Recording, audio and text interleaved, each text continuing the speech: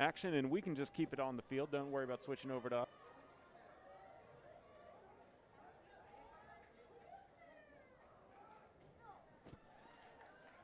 All right, we are live here at Birkelback Field. A scrimmage and a few scrimmage for us as well. I'm Carl Schoening along with Kelly Duvall. Thank you for tuning in to SHN Sports.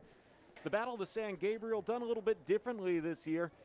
As a delayed start to the season, as all of y'all know, due to COVID, but still a fun first way to start off the season between these two in Georgetown rivals. Yes, and I could not wait to get up into this booth tonight and watch these teams play football.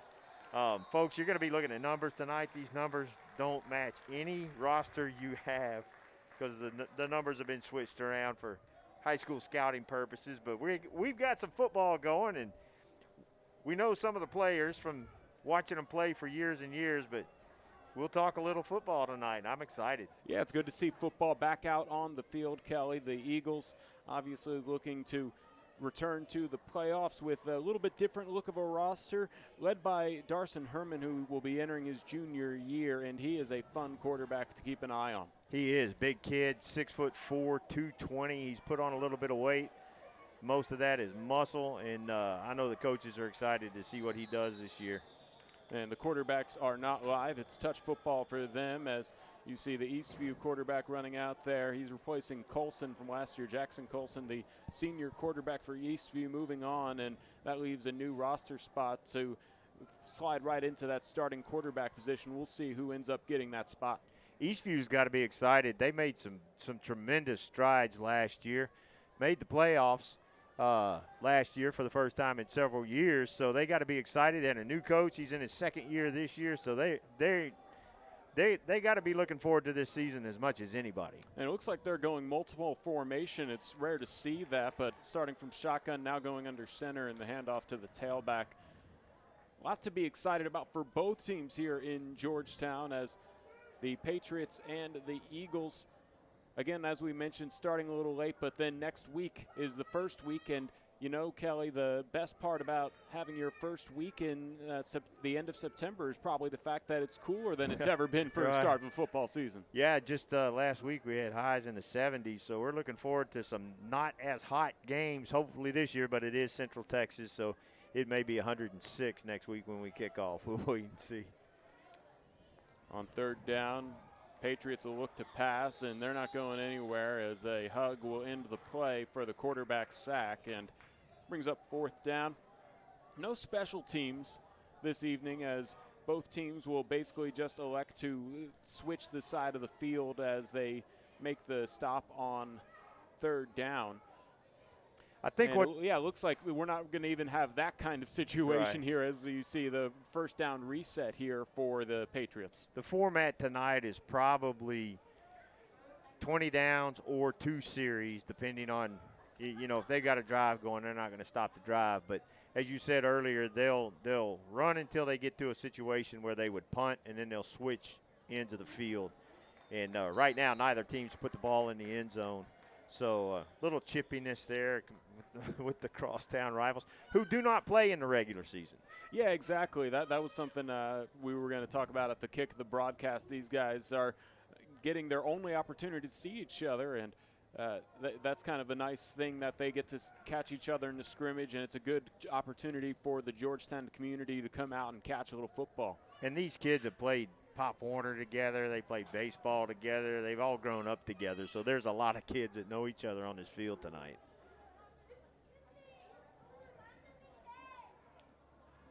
Nice look there, just a little wide to the right here. Again, some laundry comes out on the field.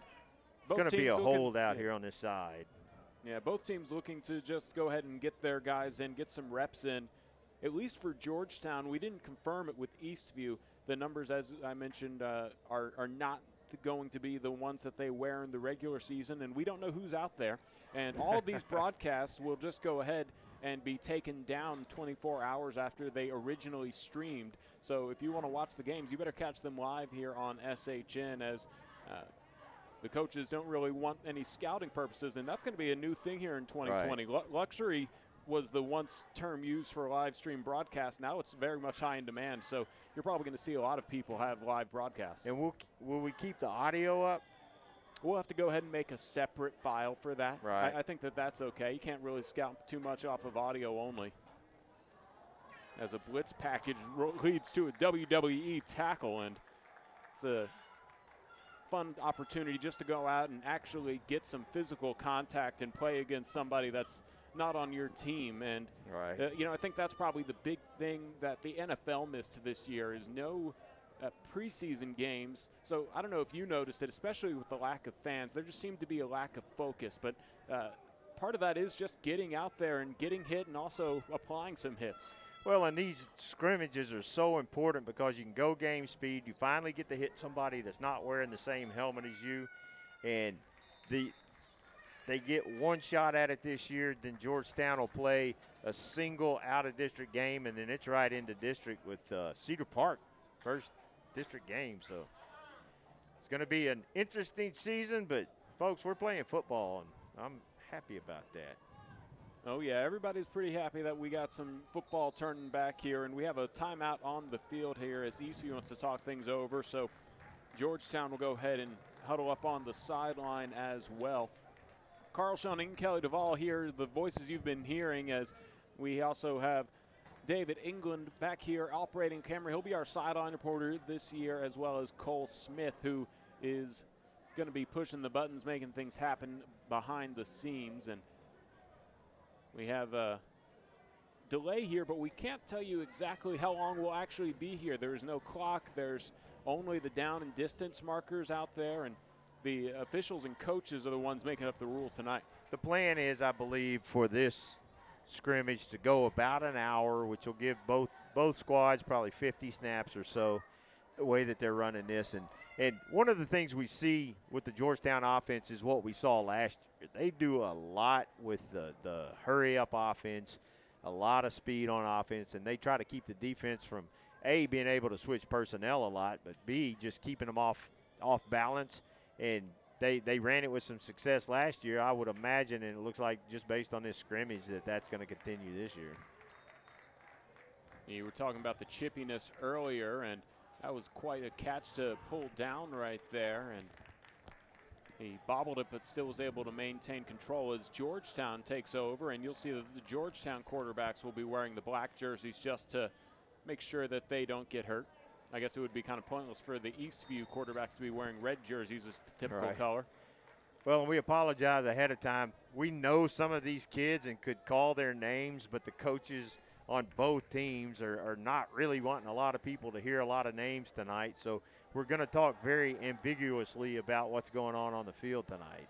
Yeah, and you just get a chance to take a look for the first peek at these two teams as a first down pickup. The Eagles are keeping it on the ground. We will talk more in depth about the roster. We'll have David England come on, and I believe he has the roster memorized at this point.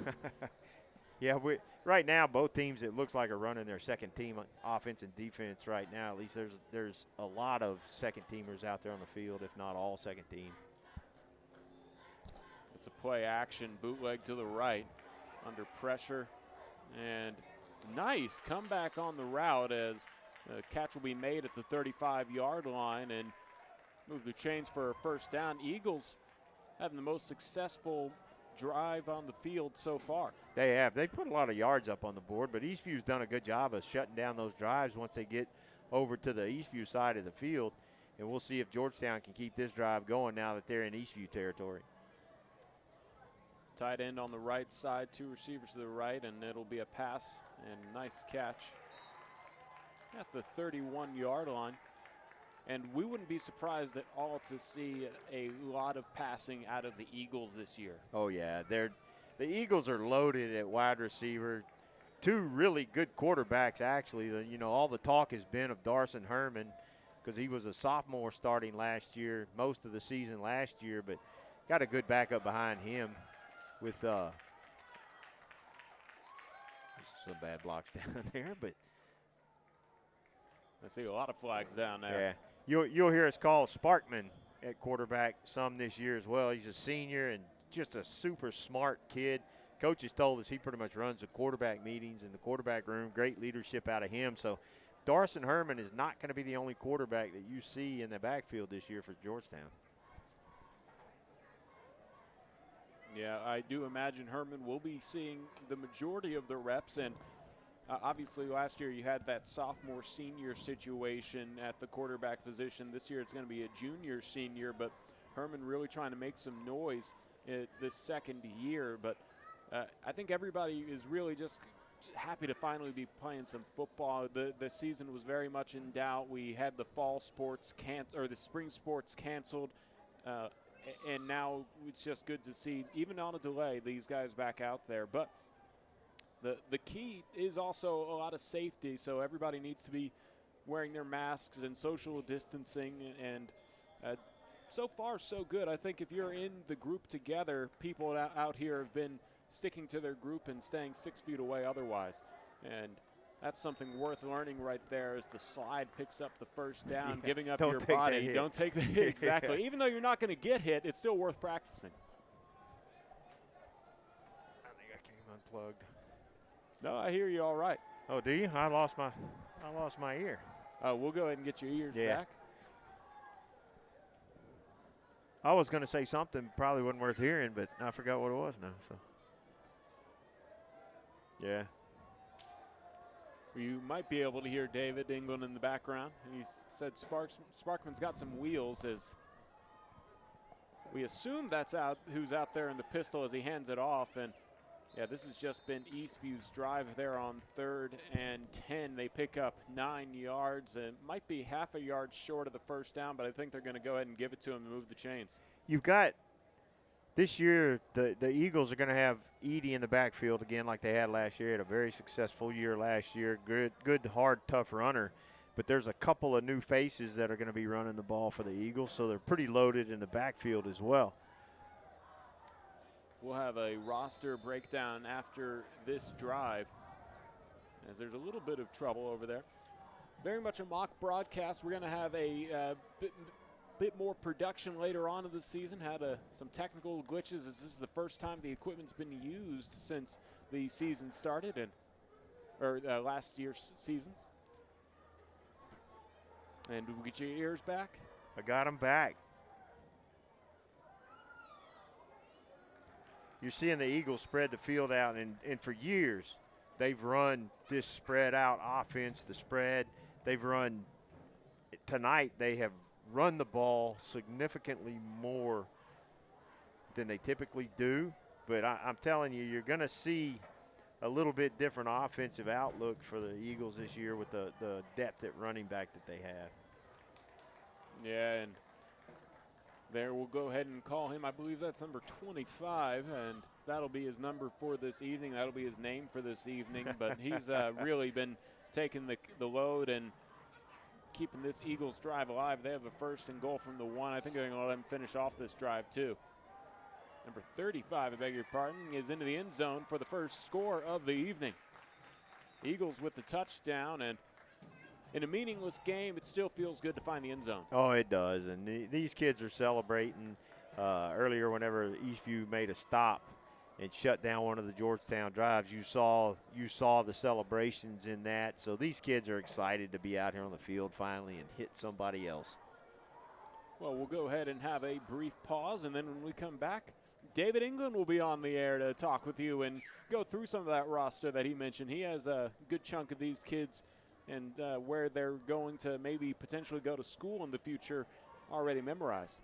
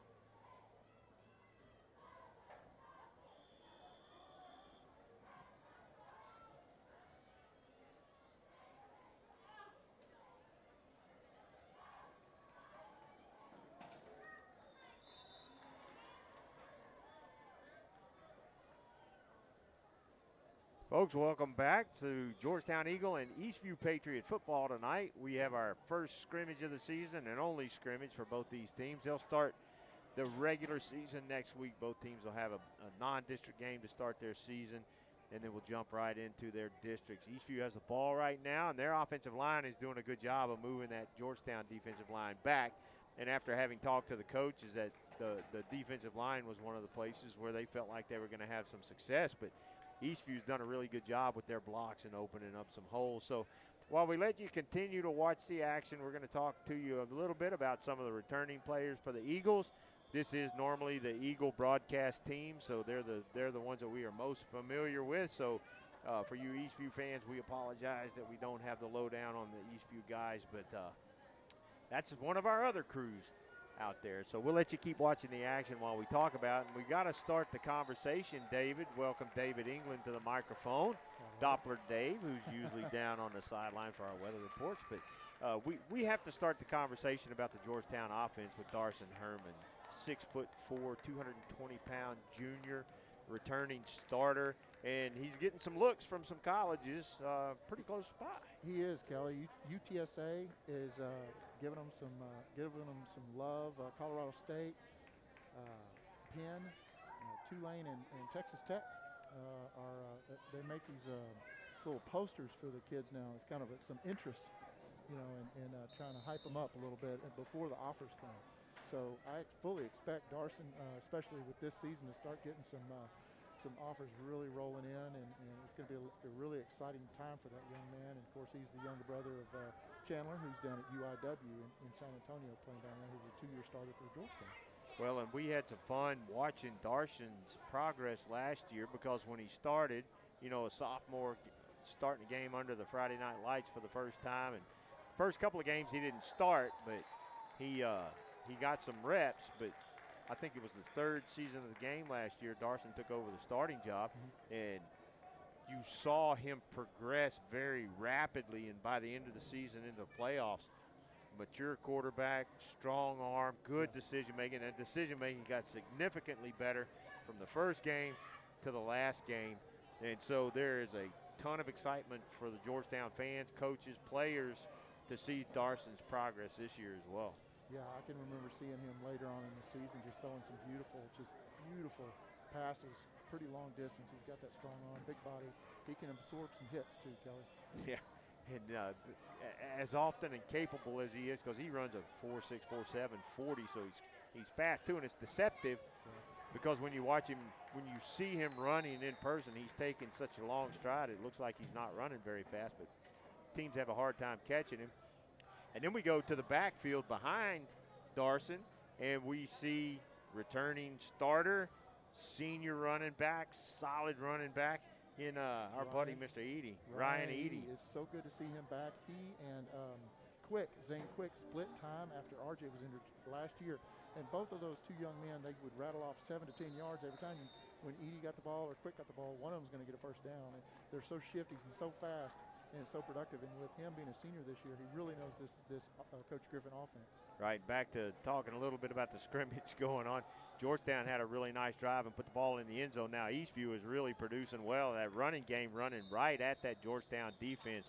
And those interior linemen on that offense are really making their blocks well. You can tell those guys have been well coached because they are just pushing the Georgetown guys, opening up holes for those running backs. It's a pretty impressive little drive they got going. That was one of the little question marks about the Georgetown defense this year is what are our D-line going to look like? However, our coaches always, Coach Pat, he's a legend. They always put together an incredible recipe for that D-line. And then, of course, our secondary is ranked probably the best in Central Texas for our classification, with 4 returning kids on that backfield back there, and then also Jay Langhorn. So we've got a lot of experience in our defense, but I'm seeing a lot of laundry out there. These scrimmages are a big deal for these coaches because there's so much film they're going to get to look at. You're running it more at game speed, and they're going to get to teach these kids before they get into some non-district play. When players have quit playing because the whistle's blown and then the laundry comes out, those yellow flags hit the ground, that's the stuff that makes coaches absolutely crazy. Because that's people just being too aggressive, and we got a personal foul on this one against Georgetown. A late hit. so we have another running back who you saw in that last series. Devin, No, we didn't. Devin, well, in the last, Devin Ross. Got to see him play a little bit. I believe he got that touchdown. Devin Ross, he's a junior this year, running back.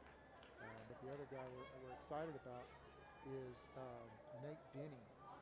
And he is a senior. He's transferred in from Bend, Oregon area. I believe they're probably not playing football this year. But he is a wrestler, big kid, very smart. And he is got several Ivy League, as you see. There's a touchdown for Eastview. For the Patriots. A nice run too. Good change of direction. Some on that sweep there, and that running back or the receiver who got the ball on the handoff was absolutely determined to put that ball in the end zone. So nice drive from the Patriots. I've heard so much good stuff from Rob and the play callers over at Eastview about Coach Feacock and what he's doing with that program, really getting some energy, some excitement going, and turning Eastview in the right direction. And I believe they had a really good season last year, and they're in a good classification, a lot of good competition in their classification. So Yeah, they've got a tough district, and the region is crazy tough.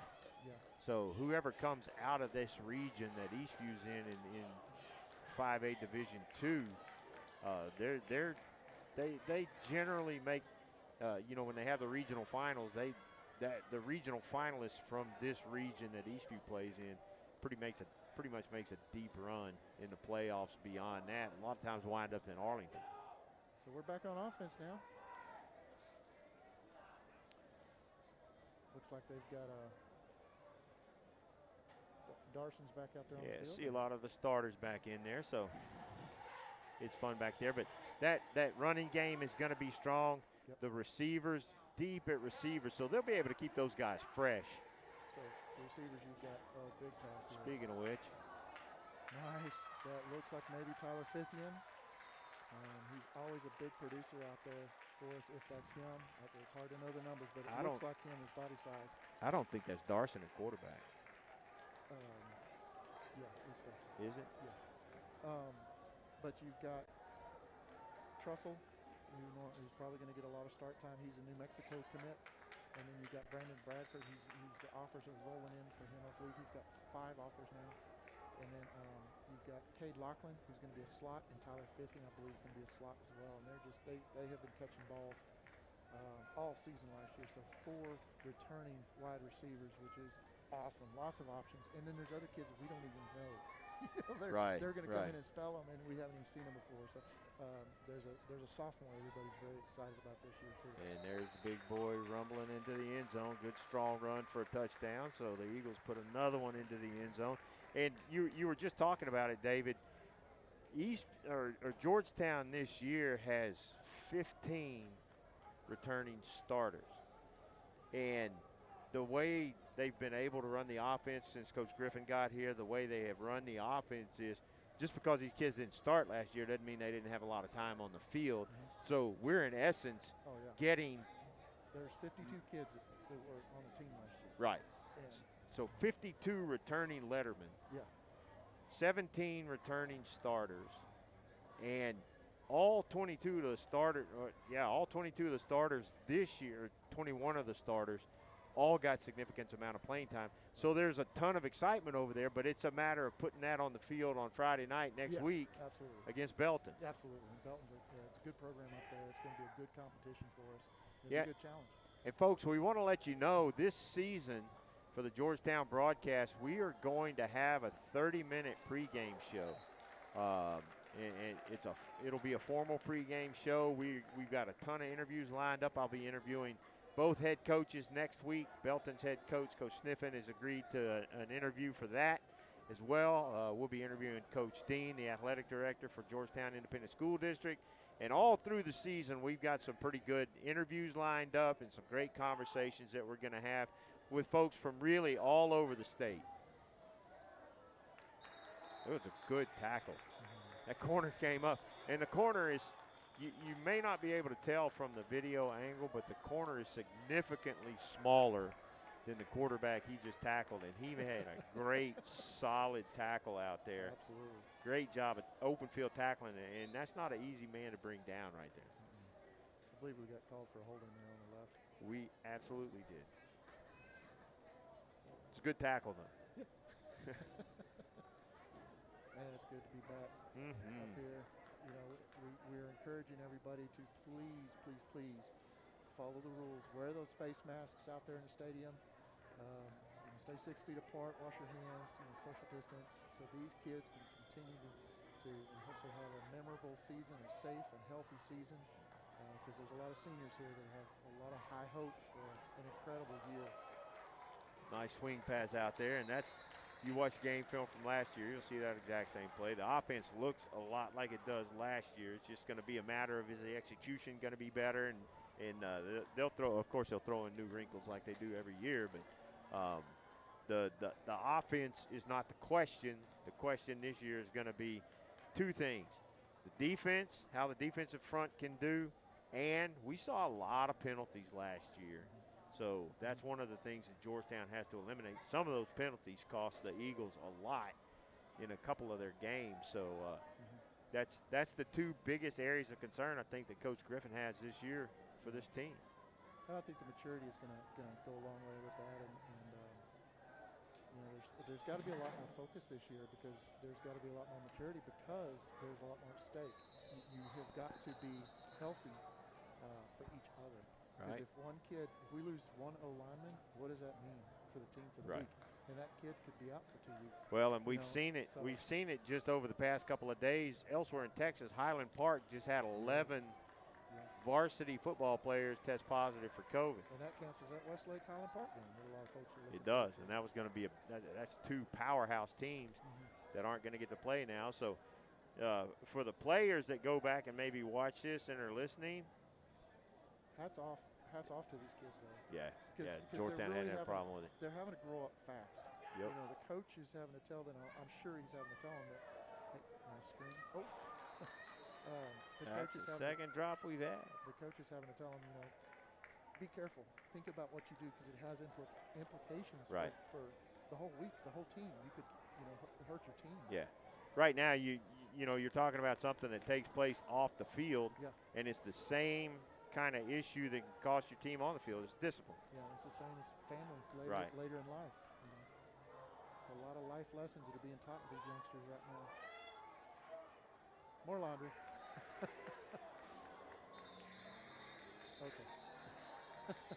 I'm tired. I thought they weren't tackling QB, but that was an easy tackle. Well, that young man was nice enough to let him sit on him. Yeah. Cushion the tackle. So.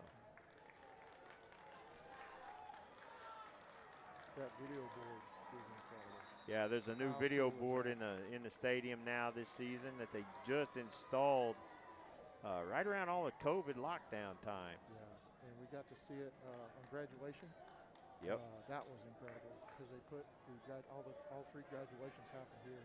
The Charter, Eastview, and Georgetown. And it was on this side of the field, and the video boards up there. They had an incredible video company come down here and do that film. And that was great. And they've got a big, huge Eastview logo. We panned over to it earlier in the broadcast, but they've got the whole screen is one huge TV. And I believe when they go live at the games, they're going to have all the camera angles and stuff down on the field. And it's going to be an incredible view. Yeah, it's going to be a lot of fun, and that just adds to it. Texas high school football. Absolutely. I love it. Just love it. We're just blessed. Both of these schools are really blessed with an incredible facility. The Georgetown community supports the schools and the youngsters and the youth and stuff here in town. And so to have this type of premier facility to play at is really special. Next week, folks, when we go to Belton, and for the remainder of the games, we'll have a crowd mic, so you'll be able to hear the crowd. Right now, tonight, we do not. So that's why it sounds. Just listen to us talk. They can hear the crowd? Okay. I want to hear the crowd. All right. I like hearing the crowd most of the time. So Eastview there did another good job of stopping the Georgetown drive. Ooh, good night. That defender sniffed out that screen Oh. That was a good job defensively. Wow. Just wow. Coach Griffin's probably going to call the Eastview coach sometime this week and find out who that was so he can get sent an apology card to his mom.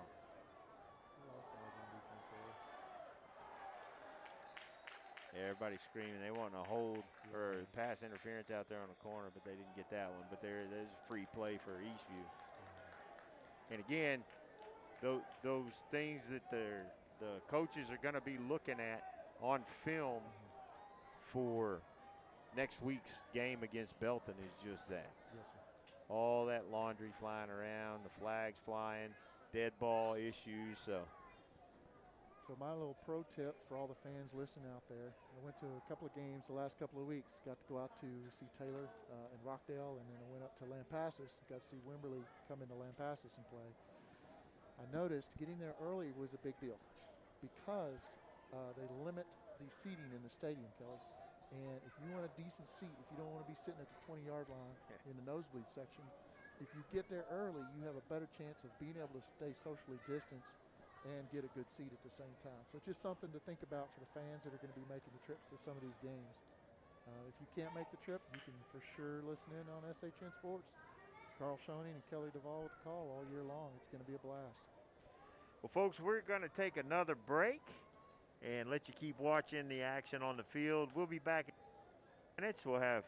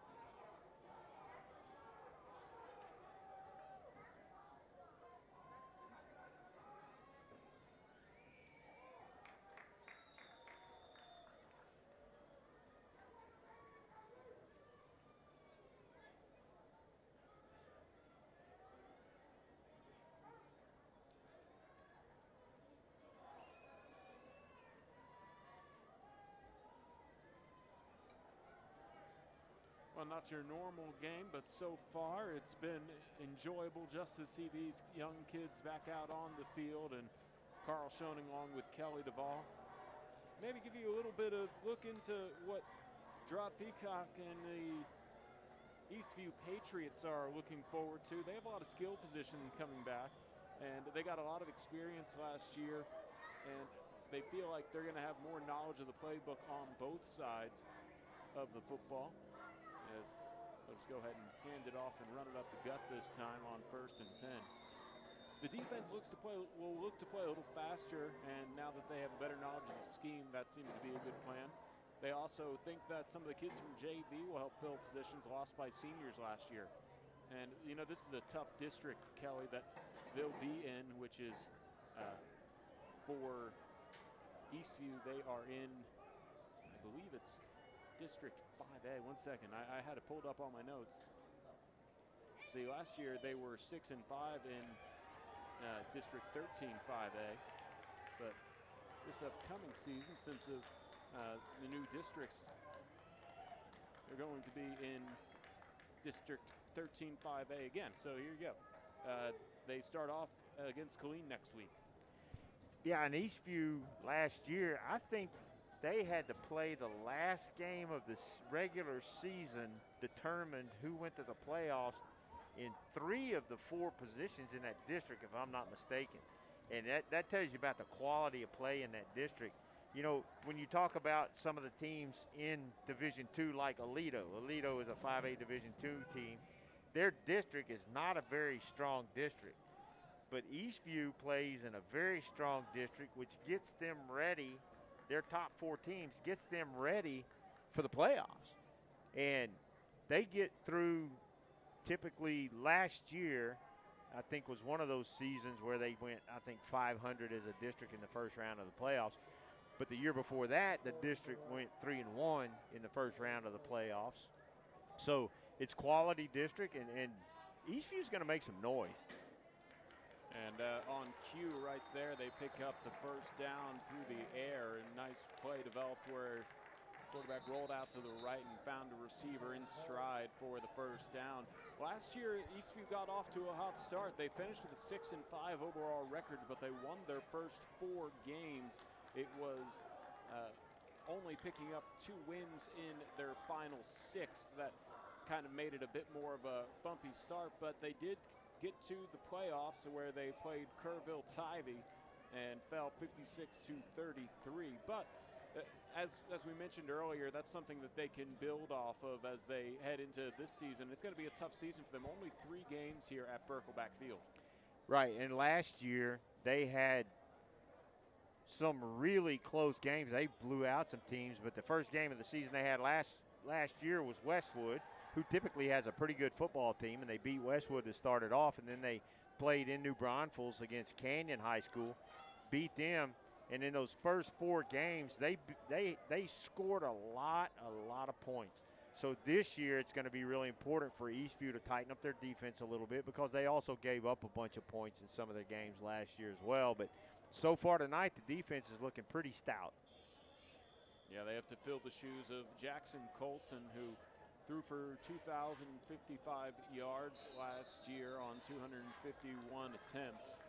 And as that flag you just saw thrown, that's one of those preseason, oops, I didn't remember what I was supposed to do. They had 2 men go in motion at once, which is illegal motion. They're going to stop that every time. But again, it's another one of those pre-snap penalties.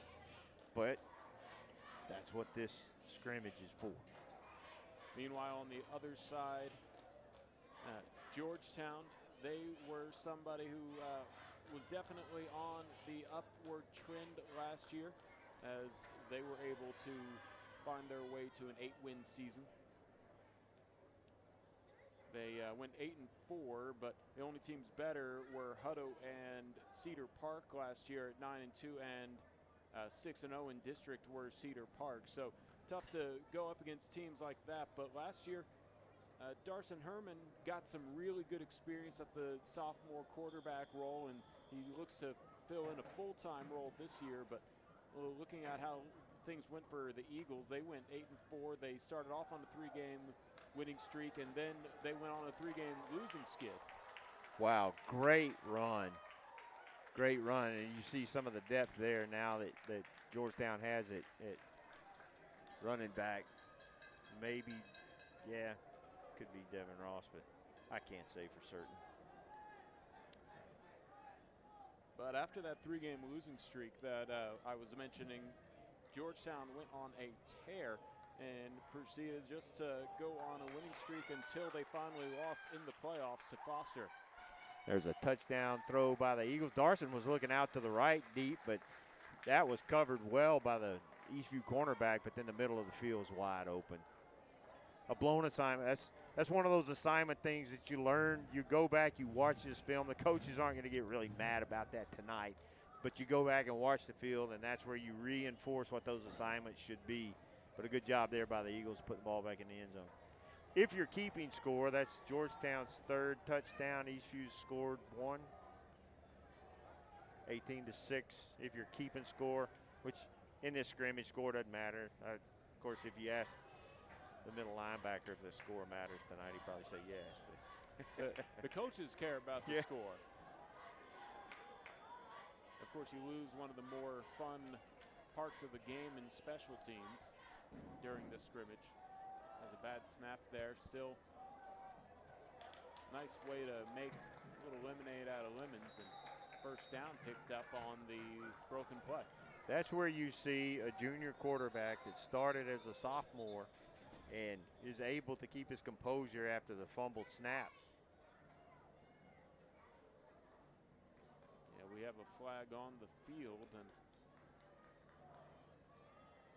let's see what they elect to call. Looks like it will go against the Patriots, and they'll mark off, I think, 15 yards for unsportsmanlike conduct.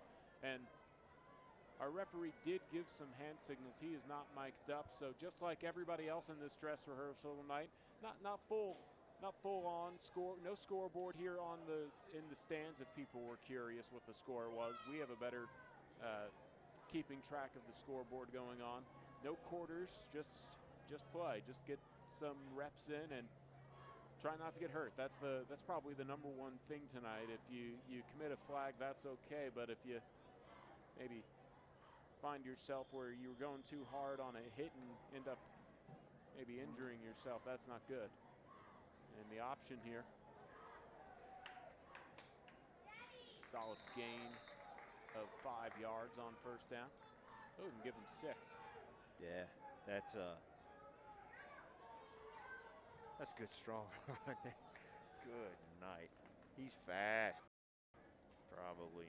We think that might be Denny, who is a transfer from the state of Oregon, where if you're not familiar with what's going on in Oregon as he catches one in the flat, they actually canceled all of fall sports. They Right. will not be making them up At the high school level. At the high school level, which has led to a very large exodus of students heading to other states. And we're happy to have Denny down here with the Eagles, as he is committed to Yale, and he has a lot of offers all over the place, but a smart young man. He's going Ivy League. Yeah, this kid's a good running back. He's smart as a weed. He got offers from all the Ivy League schools, so this kid has zero future ahead of him. Oh, nice. And a wheel route out of the backfield, just unable to come down with it. It's Devin Ross, we believe. We'll assume it could be any other running back if you're not if you're watching with malicious intent of scouting. But these guys definitely happy to be getting their reps in and getting opportunities to run routes like that. I could see the running backs being good receivers for this squad. So that was a situation where it was third down. In a regular game setting, I would put all the money that I get paid for doing these games on the fact they'd go for that one. But since it's a scrimmage setting, they'll flip the field now, since it would have been fourth down, and start another drive. But again, another Eastview stop. So defense for Eastview has done a pretty nice job tonight. I haven't figured out what the rules are this evening yet, Kelly. I think they're running 20 plays. Once they get to 20, they'll let the drive end. If they go what would typically be considered 3 and out, then they'll just back up and start 1st and 10 again. But there have not been many 3 and outs tonight for either offense. Eastview's offense looks pretty good too. They haven't been able to put the ball in the end zone that much, but they're not too far from being really productive tonight.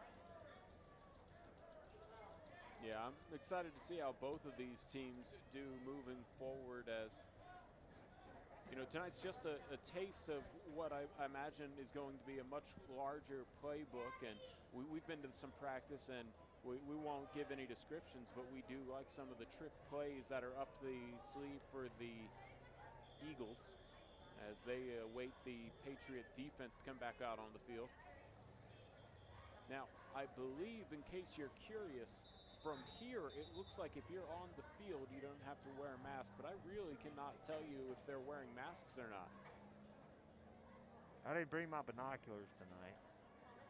Most of them are wearing masks. Okay, I was at a volleyball match the other day between Eastview and Georgetown, and all of the volleyball athletes were wearing masks during the game. So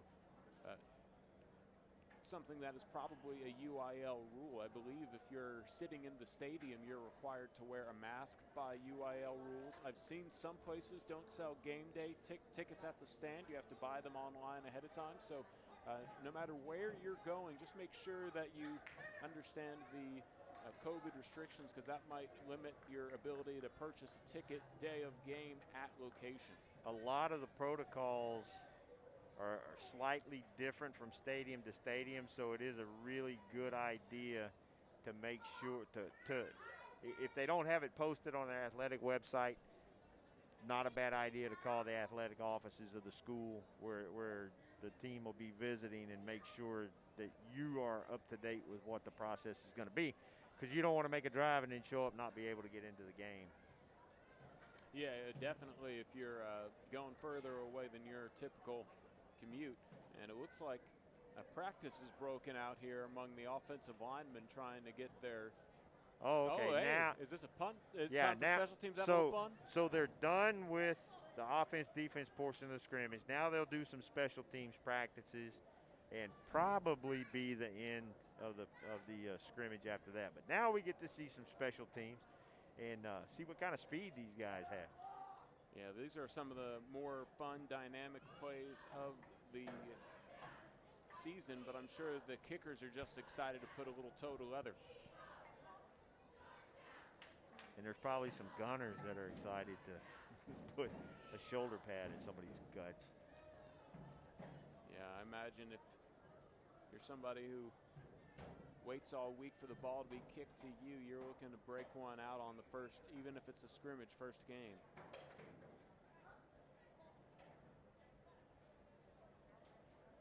So glad they have this settled up, but it looks like they are probably just going to have a basic shell of what the play will look like as the coaches are out on the field.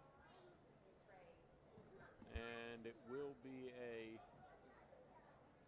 just a pitch and catch up right there.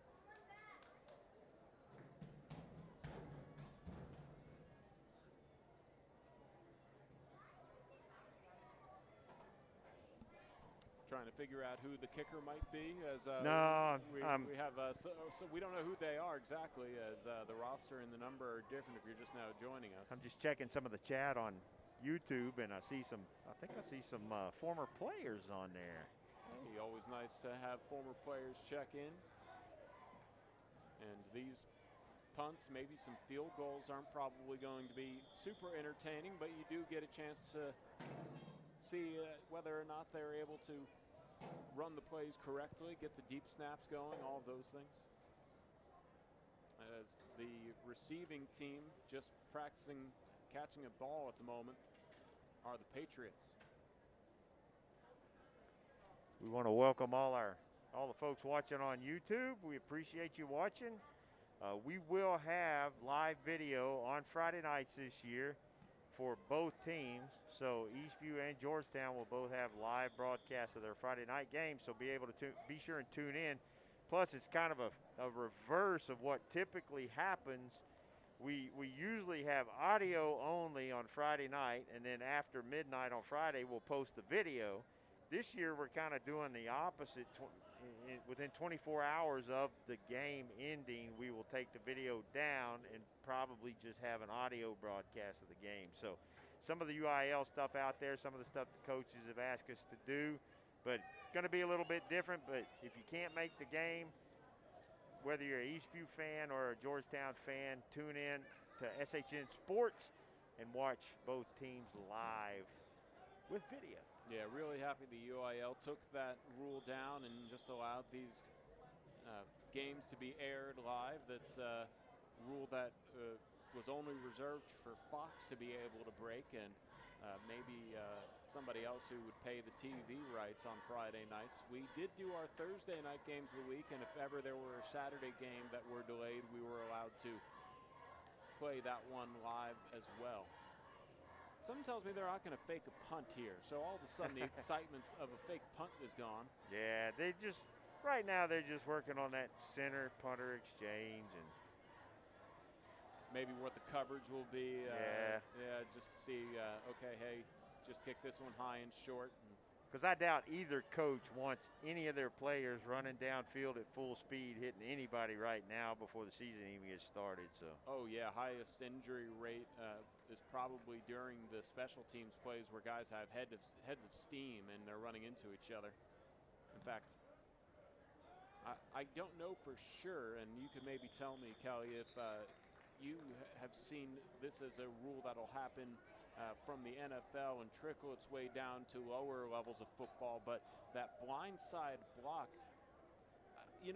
I get that football is changing from sort of the collision sport it once was, but that's actually something that I kind of agree with, because you never want somebody pushing you from an angle that you're not familiar, you're not sure someone's coming from, and push you off balance, because that's an easy way to roll an ankle or come off of your stride and potentially hurt yourself when you're not ready for contact when you're going full speed. And we have seen some pretty vicious hits throughout the years, which was part of what we loved so much about the game, but guys were getting permanently injured.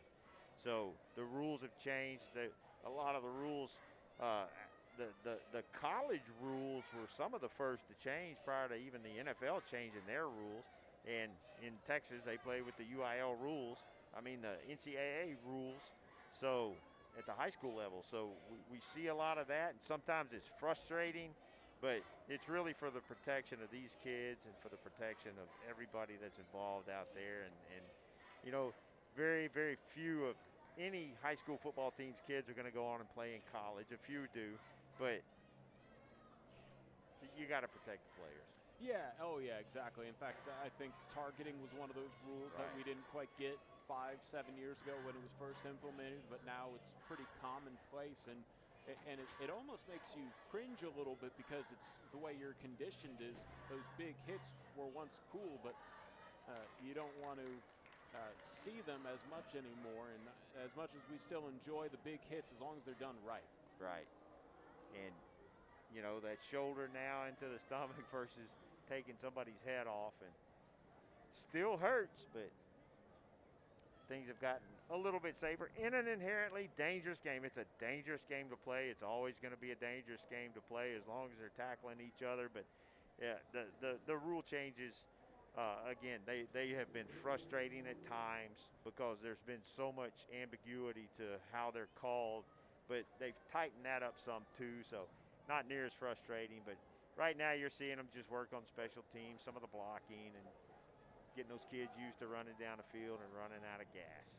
Yeah, fielding a punt off of a bounce, stuff like that. Still useful. I doubt seriously anybody that's on the line of scrimmage on the kicking team right now is excited that this portion's going on, because their coaches are telling them, hey, we're going to run 40s for about, 20 minutes.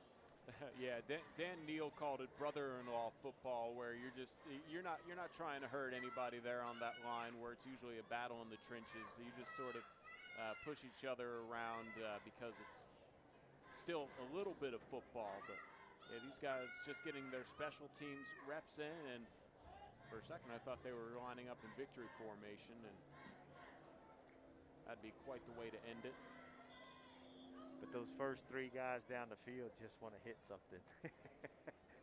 It's hard to pull up on those breaks. It man. looks like they're tempted to lay out the receiving player for Georgetown. Well, I think we're looking at two teams tonight that are gonna have a significant role in district championships this year, and who's going where in the playoffs, because you've seen some rust out there on the field, but there's been some pretty crisp plays by both teams.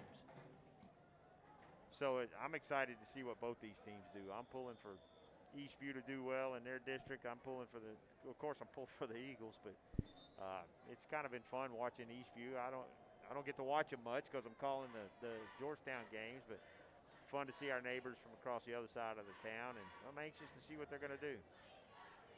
Yeah, I imagine a lot of people are excited that football season is finally here, and everybody's anxious to see what happens in the area. And I guess we're going to go towards the extra points here, as the Eagles were able to rack up some extra point opportunities earlier on. They just went ahead and skipped them, knowing that this portion was coming up. Yeah, I think they were counting on the scrimmage to go about an hour, so it ought to be getting pretty close to being done. So. Yeah, I kind of wonder if there's a point for the Patriots to even be on the field at the moment. They're standing straight up, and I think the offensive line is pretty much standing straight up as well. They're going to fake the stances here, but I don't think there's going to be any pressure on these extra points. Well, this is one of the areas that's a huge question mark for the Eagles this year is kicker. We lost our kicker from last year, and talking to Coach Griffin, there wasn't a whole lot of certainty as to who was going to be doing that kicking this year. So this is actually, for the Eagles, a pretty important part of the scrimmage tonight. Yeah, and that's one of the hardest jobs on the field. I almost equate it more to golf. You don't necessarily, running a 4.4 40 is not going to help you put that ball through the uprights, but having that swing correct and all those angles that you need to work on as they move to the right hash, and now they'll move over to the left side of the field as well. We say that last kick was no good. Let's see if maybe this one can be put through by the Eagles. Well, any of these kickers aren't going to be able to blame the wind tonight because the flags are wrapped around the flagpole, so they're not moving. That one is just barely good, as the Eagles are able to send it in from 34 yards out. Now they're going to move to the 27-yard line for a 37-yard attempt. I assume the coaches get say in where the ball is placed. Hey, that's plenty of distance, but wide left. Well, you know you've got a kicker with the leg. Now it's just working on the accuracy, and got another week to do it. And it looks like the Patriots are going to have their opportunity now for the extra points and the field goals.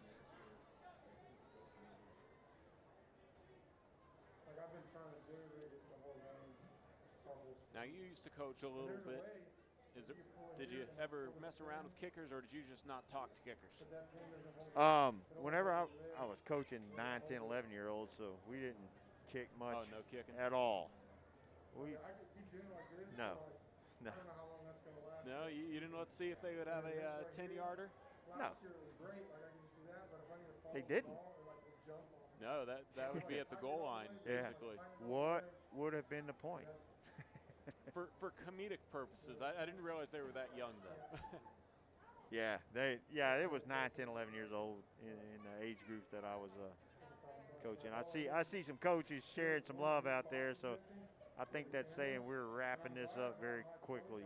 Oh, yeah, this is definitely the winding down moments of the scrimmage. How many viewers do we have on there right now? We had 167 a little bit earlier. We've got 141 right now, so we greatly appreciate you guys. And I know there's some Eastview fans watching because I'm watching the Smack Talk go back and forth a little bit there. But next week, the Eastview crew will have their headsets on here at Berkelback, and we will be in Belton. Yeah, that'll be a fun one in Belton, as the Patriots will now move back for what'll be a 32-yard field goal. Again, folks, next week we will have, it's a 7:30 kickoff. I have to check the schedule real quick, but 30 minutes before the kick, we will have our pregame show and invite everybody to tune in for that. Again, we're going to have some pretty interesting guests throughout all 10 weeks of the 9 weeks of the regular season, and we're going to have a good time doing the show. So let's see. Yeah, no time's on. I think it'll probably be a 7:30 kick. We'll let you know. We'll post. You can check on Facebook, Twitter. We'll post links to all the broadcasts and the times they'll start. But again, 30-minute pregame show, followed by next week for us, the Georgetown Eagles and Belton Tigers. Yeah, be sure to subscribe here to SHN Sports, as I think they're going to go ahead and call that field goal practice. And I don't think there's going to be any midfield handshakes due to COVID, but we'll have to see. That's one of the many things you don't think about is the goodbye rituals.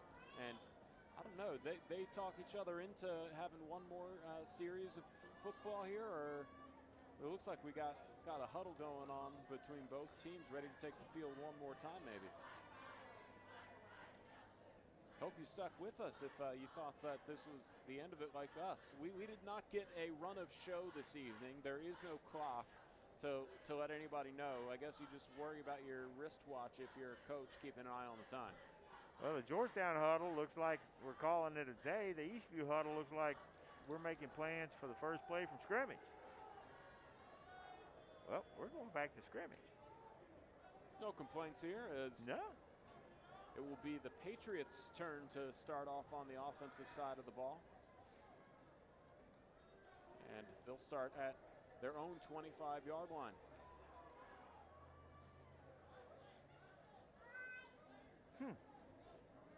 Interesting. I'm not opposed. Yeah, they'll go ahead and even move it up to the 30 for the start of the drive. Oh, okay. And it looks like this will be as real as we are going to get this evening, as there's no coaches on the field. The officials take their spots, and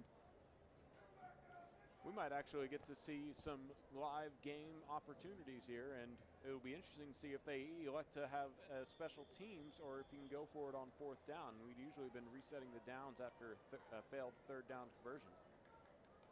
And on the what'll officially go down as a pass into round, and gain of about 3 yards. He bobbled that, so it was almost an incomplete pass since the pitch was forward. It would have been a pass, and if he dropped it, it's dead. But 2-yard gain on first down for Eastview.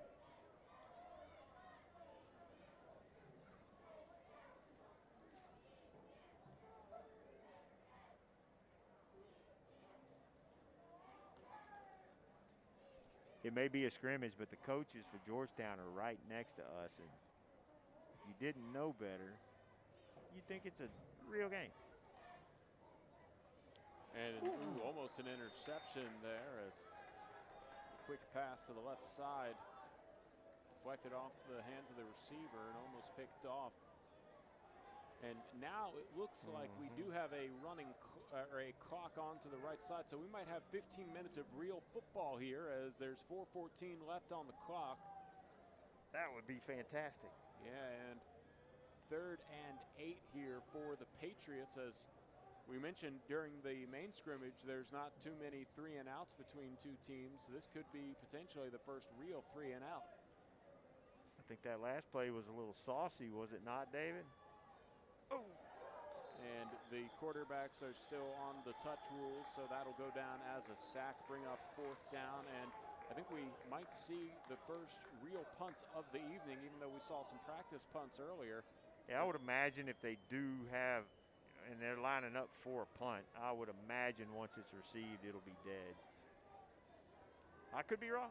Yeah, it looks like we are actually running a real quarter of play here. 13:43 left to go in the scrimmage quarter. That is to be determined later whether or not it's a full half or just a quarter or what. Running clock like it is, so. Yeah, after the sack, it will be a moving clock. The play clock did not seem to be in effect here, as this is probably the best punt out of all of them. It'll be a fair catch called for, and I don't know if there was an opportunity, but just shy of the 50 will be where the Eagles will take over. They'll mark him at the 45 officially, where he called for the fair catch. And now the Eagles will have a live series of sorts for the first time, and this feels like real football now. Yeah, it does, and I just noticed the coaches box filled up, so they're running it like a game now. So this is real game action. They're getting their practice at getting the plays in and reading what the defenses are doing. So we get 15 minutes of real football. And It's a scrimmage for the coaches, 3:18 here.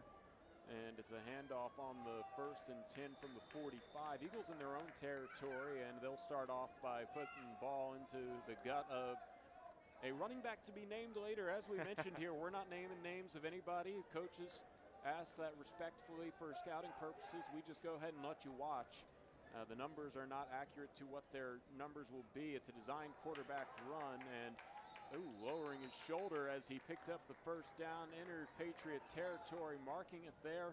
I assume that was Herman, but yeah, that's a redwood tree running a football. So yeah, that's a big man running the ball, and he's athletic and has a rocket of an arm as well. Oh man, he's going to be so much fun to watch this season. He has 2 receivers on both sides out of the pistol. 1st and 10. Fires to the left and just a little ahead of his intended receiver. Incomplete. Clock stops at 12:37. 2nd down. I thought he was going to go to that inside receiver, and the first few games last year he would have, but that would have closed down fast with those Eastview defensive backs. It's a run to the right where there were 3 receivers set up to block and only a gain of a yard. 3rd down and 9 here with the clock moving at 12:23. All of those scores that happened earlier don't count, right? We're actually playing a fresh game, so maybe we just go ahead and call this 0-0, as it looks like this is as close to what a real game will look like. You see the signs over there on the far sideline being held up for the Georgetown players. A late substitution coming in here for Eastview, and I think the officials will stop the play because of that. Reset the game clock. So the game clock is in play, and it starts to move here. 35 seconds on the game clock, 11:48 on the play. The play clock is at 30 seconds. The game clock's at 11:42. Scrimmage for the broadcasters as well here, as the Eagles trying to pick up a 3rd and long. They'll look for it in the air. Under pressure. Trying to pick it up with his legs. He's close, and this is 4-down territory in a regular season. Let's see if the Eagles elect to go for this. It's 4-down season on scrimmage night too now, since they're playing real game style. And I would guess that the snack shop boys up front are gonna try to push that pile, and Chandler's gonna follow. In the pistol. 4th and 1. He fakes the handoff, goes around left in, picks up the first down to the 25-yard line, and the Eagles will keep this drive alive. And I think that fake was part of the play, just to try and draw the defense off, and that opened up a lane on the left side. Yeah, it wasn't one of those RPO deals, because Chandler wasn't looking to see what the linebackers were going to do. He was looking at the running back, pulled the ball back immediately, and then followed it through. And that's a tall ask of that defense to stand the ground like that. But they did a good job, but they were just able to gain the first down. And we'll have the new quarterback here. We assume it's Sparkman, may or may not be. And it'll be a run play for Sparkman's first play if it is him. And, geez, a shifty move to get into the 5 and into the end zone. Night. Touchdown, Eagles. Welcome to Georgetown, Texas, Mr. Denny. Good night. What a run. Good, strong run.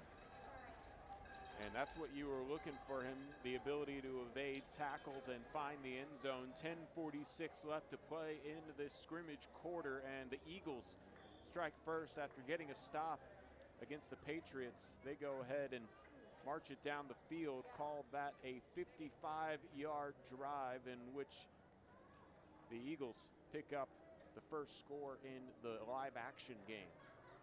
Boy, good strong run. Good drive for the Eagles. That's what you like to see from that offense. So, my goodness, that running game.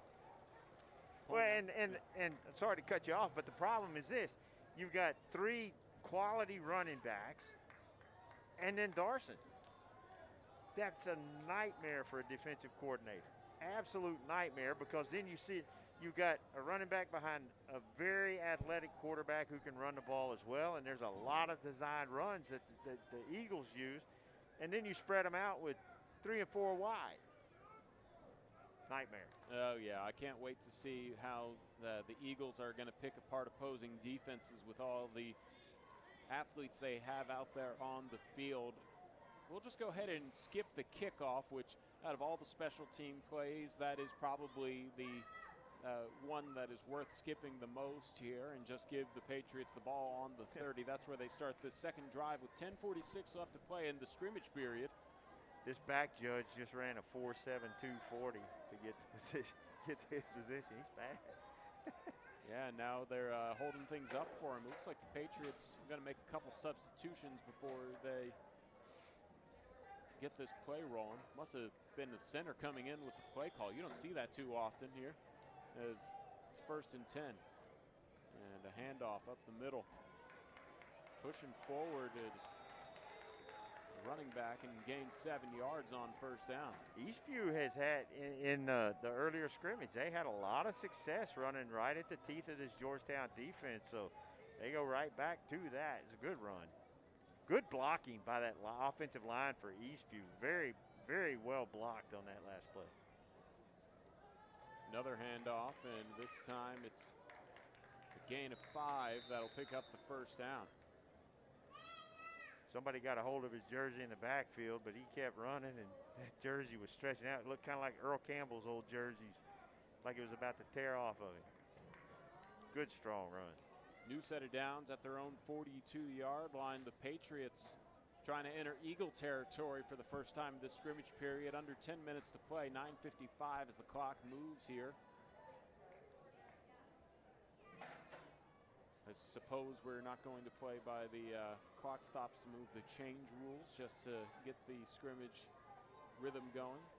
Although we might have stopped the clock briefly. Here's a roll out to the right and just throwing it away as he leaves the pocket. 2nd down, clock stops at 9:34. Smart play by the Eastview quarterback. Just getting rid of it. Live to fight another down. And we have an Eagle struggling to get up. Hopefully he's okay. Yeah, it's a scrimmage. You're not allowed to get hurt. Yeah, hopefully it's just a cramp and he'll be able to stretch it out on the sidelines, but we're going to stop play for now, and the Eagle training staff will go ahead and take a look at him. Clock stop at 9:34 in the scrimmage period. Eagles lead at 7-0. They were able to score on their first drive.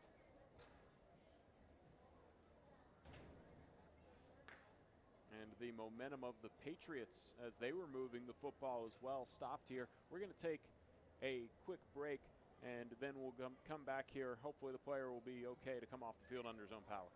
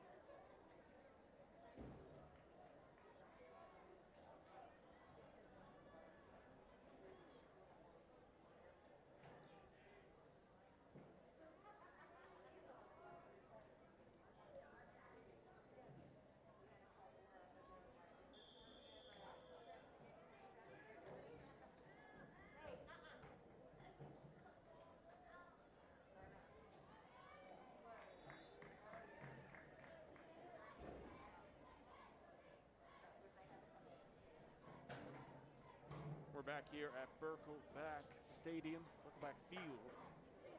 Does the stadium have a name, Kelly? The Georgetown Independent School District Athletic Complex. That's right. That's right. There you go. Been a while since I've been here. I missed Yeah. it. Yeah. You'll be here a lot this year. And for some reason, 10 months ago feels like 5 years ago. Oh, I know. It's a play action, roll out to the left. He had nowhere to go, and that'll be a big sack back to the 35-yard line. And that was 4th down. And yeah, turnover on downs. going to have to get used to the scoreboard because the stats and where the ball is and the distance and down and timeouts are all in a different place now. Oh, and that's a bit small for me. Might need binoculars just to see what's going on over there as the Patriots turn it over on downs. No, now it's 4th down. Oh, okay. All right, now it's 4th down. I saw the 4th down marker. I guess he changed it before he moved it. The marker man probably saw the sack coming and went ahead and just put the 4 up. It will be a punt here from the Patriots. High snap taken. And that's his best punt all day, as a fair catch called for at the 35-yard line. That's where the Eagles will take over, fresh off of a touchdown drive. 8:03 left to play in the scrimmage period. Eagles trying to maybe build what could be an insurmountable lead if they can burn some clock and get another touchdown here. They started at the 45 last time around. They'll start at the 35 this time. You say a scrimmage, you don't want to call it meaningless because it's not meaningless, because it's your best learning opportunity before the season starts. But we can hear the coaches' reactions next to us up here, and this means something to them. They want their kids to execute. And one of the things you worry about is they didn't get the off-season conditioning. They didn't get spring football, so you're looking for that crispness. And Mr. the handoff as the Eagles gain 11 on first down. Might even go ahead and give them half a yard to the 12-yard gain, and put them at the 47-yard line in their own territory. A tempo play here. Four receivers on the right side, and they're going to change things up here as they shift over a tight end to the right side. So 5 receivers on the right side, and they just keep it for the quarterback as he does a nice sidestep before he heads out of bounds. Gains about 7 yards to the 45 in Patriots territory. That's why it makes me glad I'm not a football coach, defensive coordinator, because that's just tough to cover. You got 4 wideouts out there, and you run to that side of the field and still gain 8 yards. 2 receivers to the left, 2 men in the backfield out of the pistol. Immediately under pressure, but still able to scamper ahead. Then he gives his body up right into a hit. Flags all over the field. We'll see if this is offsetting penalties, as there was one thrown by the back judge and one thrown by the referee, it looks like. What it ought to be is a dead ball. The hold will count. Dead ball on a late hit, unnecessary roughness, and maybe targeting. The officials having, is this their first powwow of the season that we've had with a group of officials? I don't know if we've actually had a. No, they had some discussions earlier in it, but not in a timed game setting like this. Well, the flags stop the play clock, or the game clock, at 7:18, and the officials here will have their call. And it does look like a personal foul be called on the Eagles, but I think there's a second flag in there. Dead ball.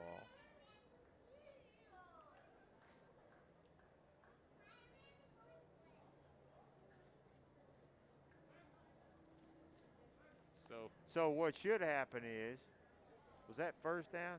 I believe they're just going to mark off they'll yards mark for off the Eagles. 15. Down will replay, but then they'll mark off 15 back. So it'll still be replay the down. It's going to wash. I think that was second down and 2. So now it's still going to be second down and 2 with both penalties. They didn't offset. Both were enforced, but it winds up back right where it was before. And no, but the targeting or the personal foul late hit after is going to make it automatic first. And we have a Patriot a little too eager to go with his blitz package, crosses the line of scrimmage before the snap, and that'll be 5 yards against the Patriots. Well, maybe he didn't know what the rule was. Scrimmage for everybody. Yeah. Ball moved up to the Patriots' 40-yard line. The Eagles trying to add their second touchdown of the scrimmage period. 7:10 left to play in the period. The clock starts up again after the penalty yards marked off. Trips left, single receiver to the right, pass out to the left side, a screen set up. Nice blocking in the middle of the field, and a first down picked up by the Eagles. And if you didn't quite get any hits that woke you up before, that would definitely be one to wake you up right there, right in the middle of the field, in stride, but you get the first down, you feel pretty good. Yeah, Eastview's got some speed on their defense. Faking the handoff and then keeping himself. Was cut off going to the left side, a run up the middle, and obviously no tackle here for the quarterback. And, you know, is there maybe a fallacy to that? Because you know that you're not going to get tackled, so you can just go ahead and start darting around a little bit. Well, he got drilled on that far sideline once, so. I feel like that's a rule that's tough to do in a scrimmage. It makes all sense in the world in a practice, but you know, for these scrimmages, you got to start to really play like a real game would. And I didn't quite catch what the penalty yards offside. are. Oh, an offside, and it'll be 1st and 5 here for the Eagles. Fakes a pass and now goes deep. And at the goal line, unable to catch it on the dive. Incomplete. Clock stops at 6:21. And on first down like that, might as well go for a deep ball. Right. The Eastview corner did a good job because he wasn't buying any part of the fake out there. The pump fake did freeze the linebacker, but the linebacker wasn't going to be relevant on that play anyhow as deep as that ball was thrown, but good coverage out there by Eastview. It's a handoff and a stretch to the right side. He's able to get the first down as he turns the corner. And wow, they gave him a little bit more than I thought he would. He's inside the 20 and the Eagles in the red zone. 1st and 10 from the 19. That was taking what you're given because that play was designed to go pretty much up the middle, maybe off the right tackle, but running back bounced it outside for a good gain. Even though he went out of bounds, clock keeps moving here. 5:53 left to play in the scrimmage period. Trips to the left, single receiver to the right, and it's a handoff and scamper forward off of right tackle, gain of call it 8 yards, and 2nd and 2 here for the Eagles as they're getting a little bit of red zone work. Patriots are getting some hands on these guys before the line or right at the line of scrimmage. They just can't make the tackles there because these are 3 strong running backs. Yeah, it's second team. Primarily second team out there right now, it looks like. 2 men in the backfield here as a third one comes in to join on a triple option sort of look, and it ends up being a keeper just short of the first down, but able to make it 3rd and inches at the 10-yard line. Eagles will have another opportunity here as the clock moves. 4:53 left to play in the scrimmage. Eagles will be having their Meet the Eagles tomorrow night here at the stadium, so I bet they're looking forward to that. 3rd and about half a yard, and it's an easy call for the quarterback to fake the handoff and pick it up himself to the 8-yard line. 1st and goal for the first time this evening for the Eagles. Good strong run there. That is not Darson because he is the same height as everybody else on the field. Clock briefly stopped at 4:34 to move the chains, and now it picks back up. 4:21 here for the Eagles as they have 20 seconds on the play clock. Out of the pistol formation. The ball is a low snap that's picked up and not even able to get back to the line of scrimmage, but able to save the damage to the 11-yard line. Eagles will lose on that play because of the busted snap. Good job by Cord there, not trying to make too much out of anything, just making sure he got that football back in his hands. And let's go on to the next play. 2nd and goal from the 11-yard line. Looking to go in the air and throwing into double coverage, almost intercepted as that one's batted down. Stops the clock at 3:35. Only ones to touch that Eagle pass were Patriots. That's not how it's supposed to work. Yeah, I assume it's one of those things where it's a design play Right. just to get a quick pass towards the end zone, and Yeah, he knew that the route was isolated on the left side, but he threw it in double coverage. Things you aren't in the film room. Yep, that ball was going out there, period. And the Eagles are fortunate it wasn't intercepted. 3rd and goal from the 11. Stepping up in the pocket and now escaping it, rolling out, asking for help from a receiver, just flinging it into the end zone. That one is intercepted by a Patriot in the end zone. I think he's just going to take a knee. Yeah, well, they'll just call the play dead.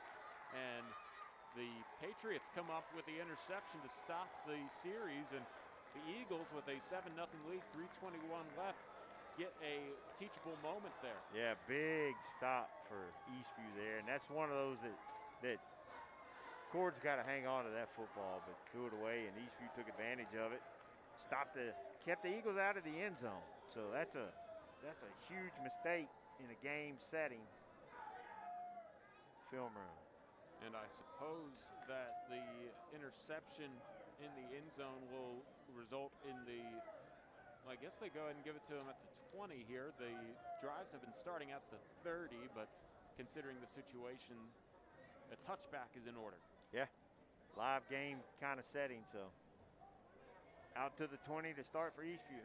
It's been a while since I've said the word touchback, but the Patriots will go ahead and have 3:20 to maybe tie this up. Is there an overtime? No, I hope not. I'm hungry. We'll have to see if we can take care of that. Food maybe waiting for us outside. Not likely. Maybe see if there's anything left in concessions, which we're open if you are interested. Yeah, Dave's got to have his post-game blizzard. 1st and 10. Patriots starting at their own 20. It's a handoff, and the run up the gut is a 3-yard gain. And I think, if I'm not mistaken, we're maybe even seeing some JV kids out there because the jerseys are different for the Patriots.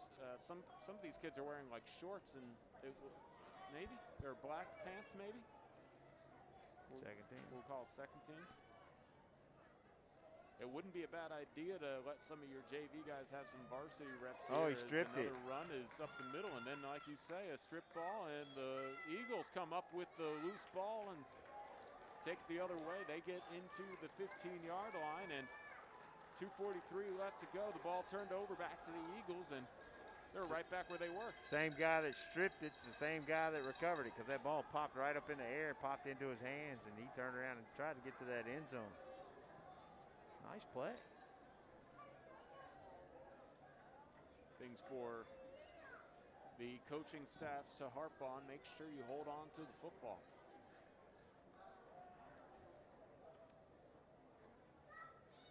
And I thought the ball had been returned out to the 15. The officials will mark the Eagles at the 20 to start this drive. So still starting in the red zone. Eagles wanting to add on to their 7-0 lead. 2:43 left to play in the scrimmage. And I think a timeout called here by the Patriots. Did they not have who they wanted on the field? Yeah, somebody comes rushing in. You always see one solitary guy running on the field snapping his helmet together. That means there's a butt chewing coming. Yeah, you got to have their helmet around all the time. That is the unequivocal sign of you had one job. And you made us burn a timeout. Yeah. How many timeouts do you think they have? We'll go with 3. I've seen some coaches think they get to carry them over to next week. No coaches here. Yeah, I know what you mean. In this particular case. Yeah, Jason Garrett thought he could take them to the next week, so he'd hang on to them. And I understand he also coached the Cowboys last week, despite looking like Mike McCarthy. It seemed like it. 1st and 10 for the Eagles. They start at the 20 following the fumble recovery. 2 receivers on both sides. It'll be a pass play to the left side of the field into the hands of a receiver, and he would have been trotting into the end zone had he just completed the pass. I think that's one of those situations where you're thinking about the touchdown and not the actual catch. That's the 3rd time tonight that a potential touchdown pass has been dropped. That pass was spot on. Only the receiver could have caught that one, despite an interception on the last series that the Patriots were able to get a touchback out of, and almost interception the play right before that. 2:38 It's a handoff running around left end, being stood up at the 20-yard line. No gain. Third down coming up. Good pursuit out there on the ball carry by the Patriot defense. And again, these are second, third string now, I think, in there for both teams. But you like to see these guys that haven't gotten a lot of playing time. Some of these guys probably weren't even on varsity last year. Have some energy and excitement to what they're doing out there. And these kids want that scoreboard to change. Both these teams are fighting for that scoreboard to change, and that's just fun to watch. Quarterback's in the shotgun. He's got 3 receivers out to his right. Looking to his left, he's got a man open, but he missed him there. Asking for some help. Winds up just throwing the ball away. He had one guy breaking across the middle and had him wide open. He was just looking elsewhere and didn't see him. Minute 50 left to play here in the scrimmage as the clock stops. Paul just had to step aside real quick, make sure that everything was plugged in, charger on everything. Yeah, I was watching the last play and then turned around and you were gone. Back here now, Carl Schoening along with Kelly Duvall. He's the funny one in case you were curious. I got frightened all by myself. It's 4th and 10 here, looking for the end zone on a pass into the end zone, and it's intercepted. Wow. Almost intercepted again, and then the Touchdown. ball was caught down. Wow, that one went through a corner's hands into a receiver's hands, and it's a touchdown for the Eagles. I was so sure it was a spectacular interception. I'm watching the guy rolling around outside the end zone, and the Eagle receiver caught that ball. What a catch. Yeah, there was a corner who converged right on the pass, and that resulted in a touchdown for the Eagles. So add on 6 more. The point after is on the way and through the uprights. Good. 14-0 Eagles in the scrimmage period. A minute 42 left. The Patriots will have an opportunity to run a 2-minute drill, if nothing else, as they'll take over. Yeah. Points off turnover. Pointed out by Doppler Dave England back there. Yeah, back-to-back turnovers, and then that leads to a score as the Patriots caught an interception in the end zone earlier, and that was then their next ensuing series, a stripped football and a fumble return to the 20-yard line, and then 3 straight plays not going anywhere. A 20-yard pass is the result of a 4th and 10 from the 20, and the Eagles up 14-0, and the 30-yard line will be where the Patriots start this drive with 1:42 left to play. Here in the quarter, according to the scoreboard. I suppose this is the only scrimmage period, but we'll have to see. Sure it is.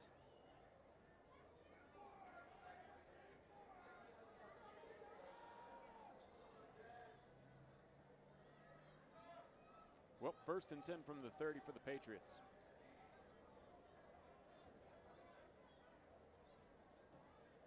It's a handoff and keeping it on the ground of the Patriots. I don't think they got anywhere. In fact, the officials say they lost one back to their own 29, so 2nd and 11.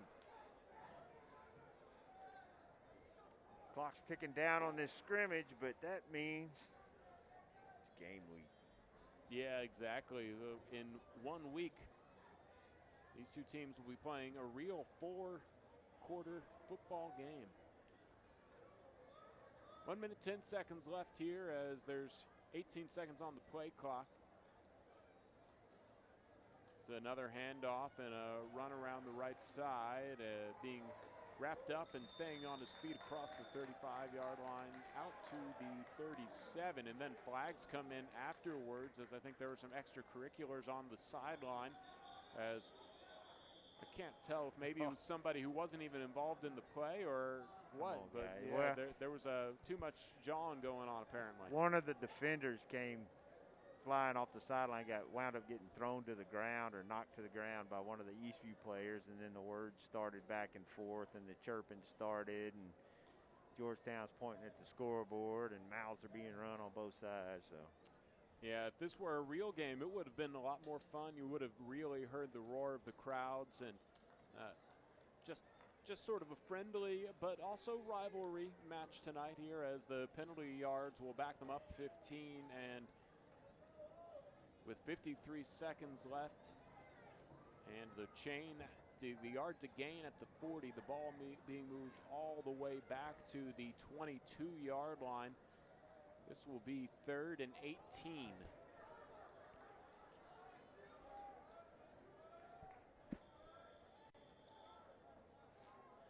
53 seconds left here, and another handoff. That one eaten up immediately by a man in the backfield, and that's a way to get into the backfield and make a hit. I think the Patriots have gotten a little predictable with 3 straight running plays, and here it is, 4th and a mile, 36 seconds left.